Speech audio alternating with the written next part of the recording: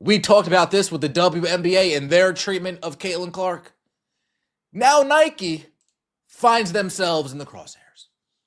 Nike is being investigated by the federal government over allegations of systemic race discrimination against white workers, including through its DEI initiatives.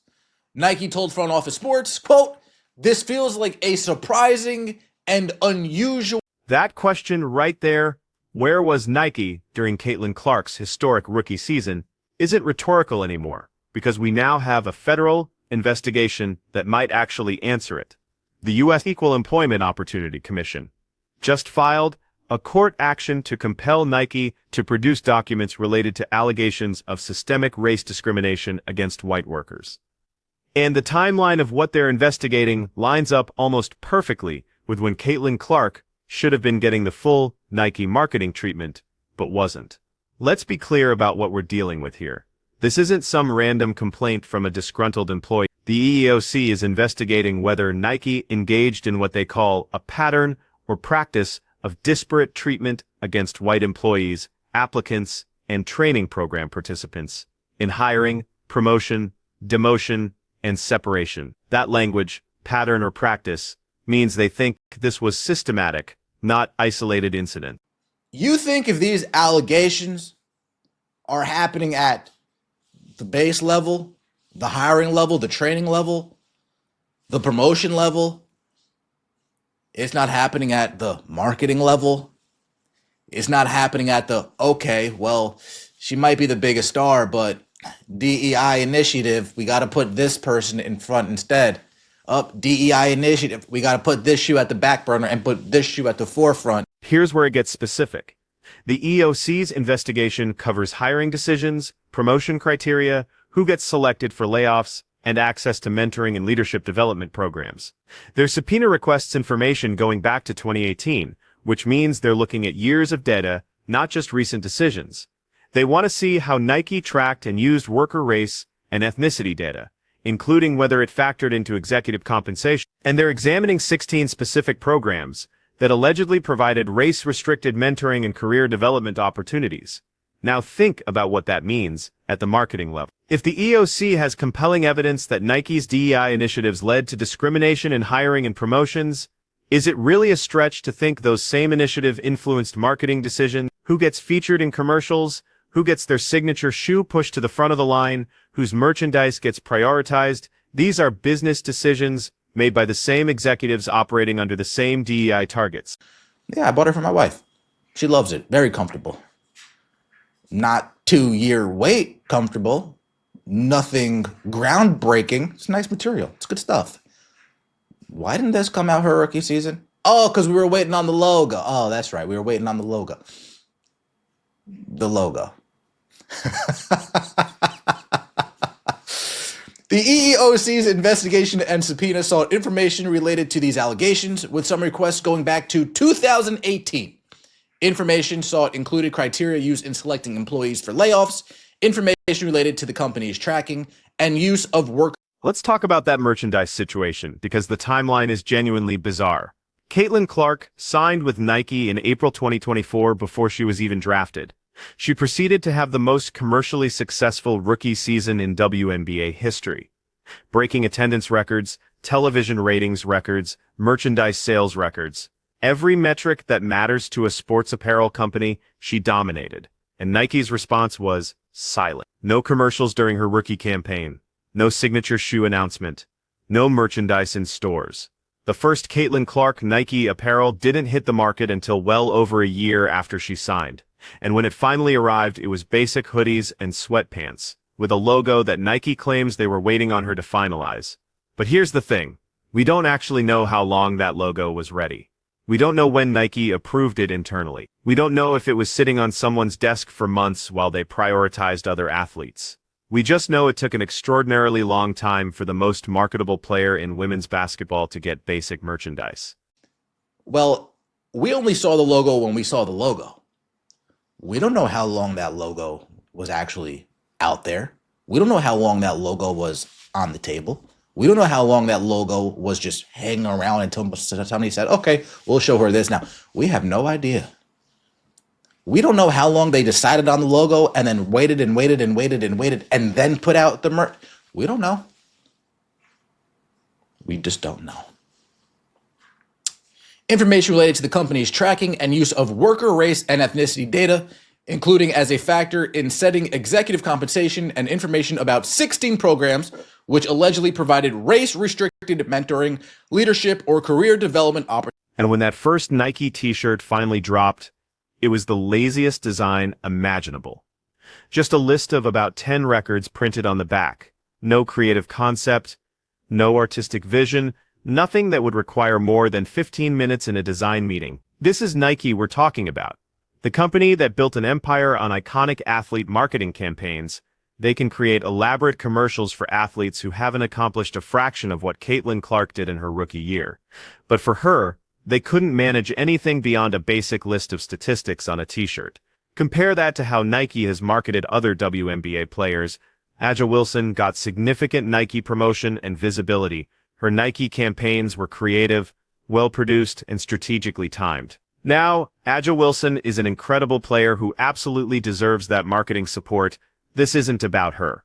But the contrast in how Nike treated these two athletes is striking when you look at their relative commercial impact. Caitlin Clark was driving ratings that the WNBA had never seen before, selling out arenas in cities that barely paid attention to women's basketball, and generating mainstream media coverage that money can't buy. And Nike's marketing response was essentially non-existent during the height of her rookie season. Nike's U.S. workforce underwent dramatic shifts at every level. Net change in demographic makeup of U.S. workers from 2020 to 2021. We go all the way down. Source, Bloomberg News Analysis. Bloomberg News just so you guys know, Hunky Dory on Twitter didn't make this up. White, blue, Hispanic, green, teal, black, yellow, Asian, pink, other races. Maybe that's teal, light blue. Now let's look at what the EEOC investigation actually uncovered about Nike's internal practices. Bloomberg News analyzed Nike's workforce data and found dramatic demographic shifts between 2020 and 2021 at every level of the company. We're talking about changes in the racial composition of executives, managers, professionals, and less senior roles, all shifting in the same direction during the same time period when Nike was publicly emphasizing its DEI targets. The EEOC's court filing specifically mentions that Nike set diversity, equity, and inclusion-related 2025 targets, and that the investigation is examining whether meeting those targets resulted in discrimination. Chair Charlotte Burrows stated explicitly that when there are compelling indications, including corporate admissions and extensive public materials, that an employer's diversity, equity, and inclusion-related programs may violate federal prohibitions against race discrimination, the EEOC will take all necessary steps. Corporate admissions, meaning Nike apparently documented this stuff internally. If things like this are happening at the base level, you don't think this is happening at the marketing level, the endorsement level, the who do we push level? Oh, they can offer all these players deals, so the other companies can't make money off of them. Doesn't mean I need to go out of my way and start pushing them. I'll just shelf you for a little bit. I'll put you on the shelf a little bit while I focus on some other targets. Focus on some other demographics. Again, we could give the benefit of the doubt for the shoe. Fine, benefit of the doubt, you got it. But if you think about it, you almost had to wait a year and a half. Here's what makes this relevant to Caitlin Clark's situation. If Nike had internal demographic targets for their workforce, it's not speculation to wonder whether they had similar considerations for their marketing strategy. Companies don't typically apply DEI frameworks to hiring and promotions, but then completely ignore those frameworks when making decisions about which athletes to feature in campaigns. The same executives setting workforce diversity targets are often involved in marketing strategy decisions, and the timing is impossible to ignore. Caitlin Clark's rookie season ran from May through September 20. That's when she was setting viewership records, selling out arenas, and becoming the most talked-about player in women's basketball. That's exactly when Nike should have been flooding the market with commercials, merchandise, and promotional content. Instead, they waited until after her rookie season was over to start releasing basic apparel. The question isn't whether Nike had the capability to market her aggressively during that window. Of course they did. The question is why they chose not to. Caitlin Clark's first t-shirt that Nike puts out is just a list of a few records on the back of it. Like 10 of them. The most lazy thing that I have seen in quite some time. Especially coming from Nike. I said earlier, we have some Caitlin Clark merch over here. Nice stuff. The black is heavy. The gray is light. Perfect. We're in the Northeast over here. Works out great. Nike's official response to the EEOC investigation was telling. They told Front Office Sports that this feels like a surprising and unusual escalation. Not that the allegations are false. Not that the allegations are false. Not that their DEI programs comply with federal law. Just that they're surprised the EEOC is taking it this seriously. That response suggests they weren't expecting the federal government to actually investigate whether their diversity initiatives crossed the line into illegal discrimination. The EEOC doesn't file court enforcement actions lightly. Before they go to federal court to compel document production, they attempt voluntary compliance. Nike apparently didn't provide all the information the EEOC requested through their subpoena, which is why this ended up in court. That means Nike either couldn't produce certain documents or chose not to, neither of which looks great when you're facing allegations of systematic discrimination. Interesting. A certain superstar in the WNBA, they sure got pushed really hard by Nike. And it kind of adds up a little bit if you think about it. Let me know your thoughts in the comment section below. Like the video, subscribe to the channel, I'd appreciate that. So let's bring this back to the central question. Did Nike's DEI initiatives affect how they marketed Caitlin Clark?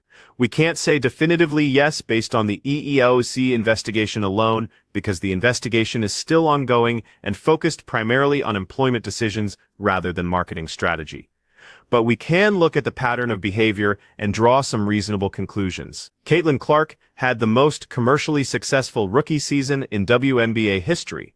By virtually every measurable metric, she drove television ratings that shattered previous records.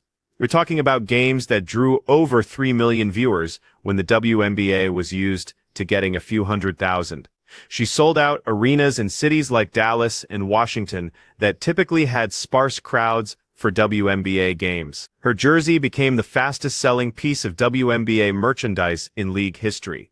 She generated more mainstream media coverage than any women's basketball player since maybe Diana Taurasi's peak, and arguably more than Taurasi ever got. Nike had her under contract the entire time. They had the rights to create and sell Caitlin Clark merchandise. They had the ability to produce commercials featuring her. They had every financial incentive to capitalize on the commercial phenomenon she was creating.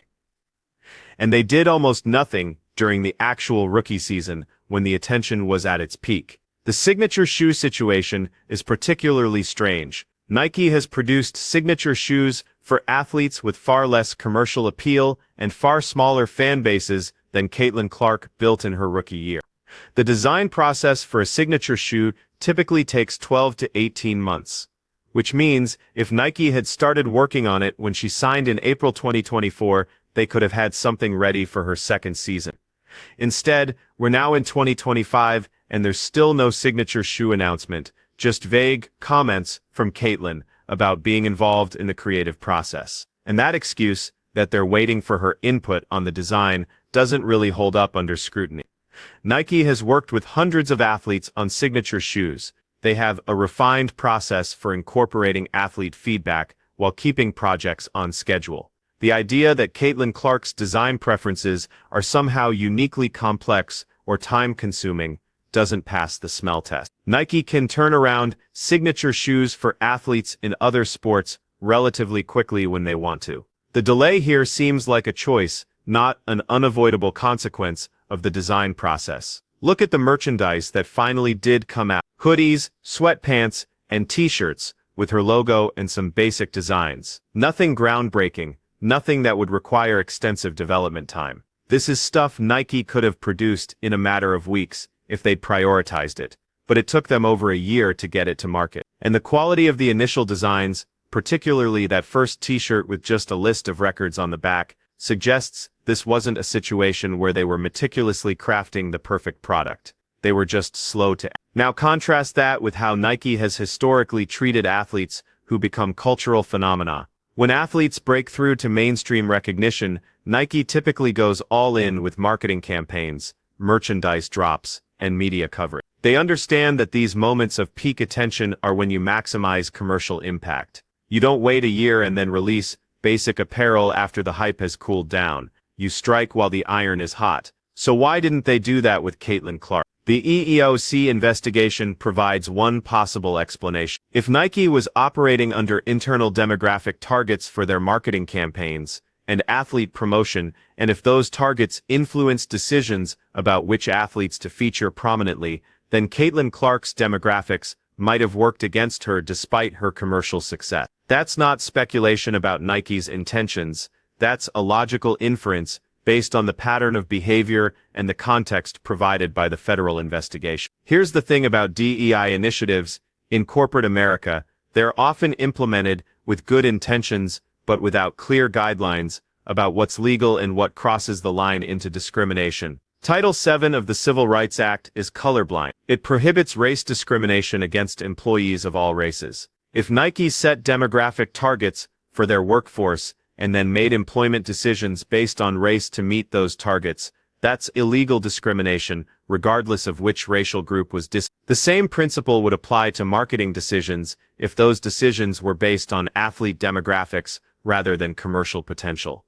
The EEOC investigation is going to take months or possibly years to resolve. Nike will have to produce extensive documentation about their DEI programs, their hiring and promotion decisions, and how they tracked employee demographics. If the investigation finds that Nike violated federal discrimination laws, the company could face significant penalties and be required to change their practices. But even if Nike ultimately prevails in the investigation, the fact that the EEOC found enough evidence to file a court enforcement action tells us this isn't a frivolous complaint. For Caitlin Clark, the damage is already done in some way. Her rookie season was a once-in-a-career opportunity to build her brand at the moment of maximum attention. Nike's failure to capitalize on that moment with aggressive marketing and merchandise can't be undone. She'll have other opportunities as her career progresses, but she'll never get another rookie season. And if Nike's DEI considerations played any role in their decision to essentially shelve her during that critical period,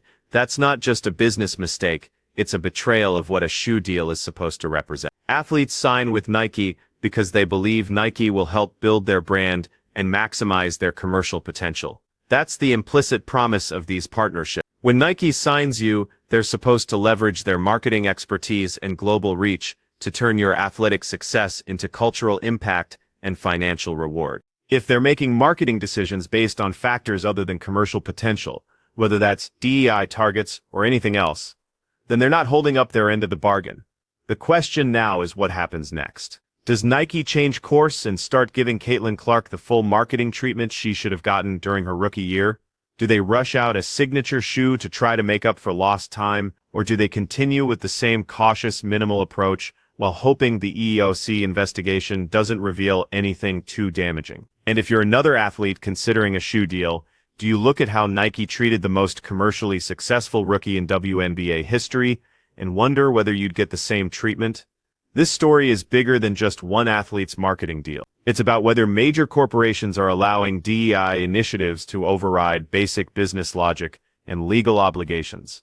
It's about whether athletes are getting treated fairly based on their commercial value or whether other considerations are influencing these decisions. And it's about whether the WNBA's breakthrough moment with mainstream audiences, driven largely by Caitlin Clark's appeal, was undermined by a shoe company that should have been amplifying that moment, but instead chose to stay quiet. So where does Nike go from here? If the EEOC investigation finds evidence of discrimination, Nike will face pressure to overhaul their DEI programs and demonstrate that they're making decisions based on merit rather than demographic targets. That could actually benefit Caitlin Clark if it forces Nike to treat her according to her commercial value rather than any other considerations.